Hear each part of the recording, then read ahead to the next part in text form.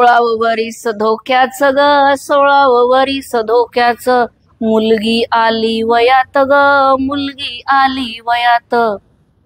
आईची केवढी मोठी काळजी असते ना मुलगी वयात आल्यानंतर. किती त्रास होत असेल ना तिला. बहुधा नाही, मातृत्व येण्यासाठीची पहिली स्टेप तिच्या आयुष्यातली की ती एक आई बनू शकणार आहे म्हणूनची स्टेप. त्याच्यात तिला त्रास होत असतो. आईला वाटत असतं की या त्रासातनं तिला कशी मुक्तता देऊ, काय खायला घालू, काय करू. पडवळाची कोशिंबीर ही एक बेस्ट अशी महाराष्ट्रीयन कल्नरी ट्रेजर्स मधली रेसिपी आहे की जी पिरियड्समध्ये मुलींना साथ देते, त्यांचा त्रास थोडा कमी करते, त्यांची ऍसिडिक लेवल थोडी कमी करते. तुमच्या पिरियड्स मधला पूर्ण त्रास ही रेसिपी कमी करणार नाही, कन्फ्युजन करू नका. आपण त्या त्रासाला कमी करतोय, थोडं लो करतोय. ओके. पडवळ खूप साधी रेसिपी आहे.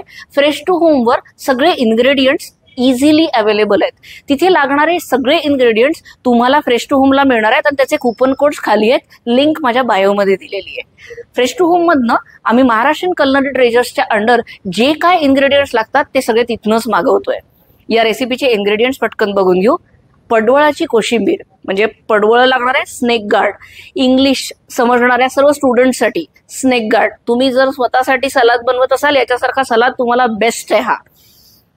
स्नेक गार्ड एक इनफ आहे, हे छोटं वाला आहे. त्याच्यानंतर तुम्हाला लागतं आहे मुगाची डाळ. ती 3-4 तास भिजवून ठेवा. आदल्या दिवशी भिजवून ठेवली तर बेस्ट आहे, आणखीन छान खुलते आणि ती या कोशिंबीरमध्ये बेस्ट लागते. ती पण तुम्हाला मदत करणार आहे तुमचं पूर्ण शरीर थंड करण्यासाठी. हे दोन्ही गोष्टी सगळ्यात महत्वाच्या. तिसरा एलिमेंट कोकोनट, ग्रेटेड कोकोनट म्हणजे किसलेला ओला नारळ. तो पण फ्रेश टू होमला अवेलेबल आहे. तो सहज ऑर्डर करा. त्याचं मिक्सरमधनं दूधही काढून घ्या आणि ते दूध वेगळं करा, कोकोनट वेगळा ठेवा. साधं मीठ आणि काळं मीठ याच्या व्यतिरिक्त याच्यात काहीही लागत नाही. मला आवडतात म्हणून मी मिरच्या घालते. देवश्रीला देताना मी मिरच्या टाळते. देवश्रीला 4 दिवसांमध्ये याची कोशिंबीर खाऊ घातली की देवश्री खुश असते, कारण तिचं शरीर थोडं थंड होत येतं. मी तिला फक्त मदत करते त्या त्रासामध्ये ॲज अ आई म्हणून. तुम्ही पण करून बघा. रेसिपी बघूया पटकन. रेसिपी अगदी सोपी आहे. याचे सालपटं काढून घ्या, म्हणजे सोलण वापरून दोन्ही देठं कापून घ्यायचे आहेत आणि याचे इतके फाईन चॉप करा, म्हणजे अगदी बारीक चोचवल्यासारखी याची चॉप तयार करून घ्या. आता याला टाका बाउलमध्ये.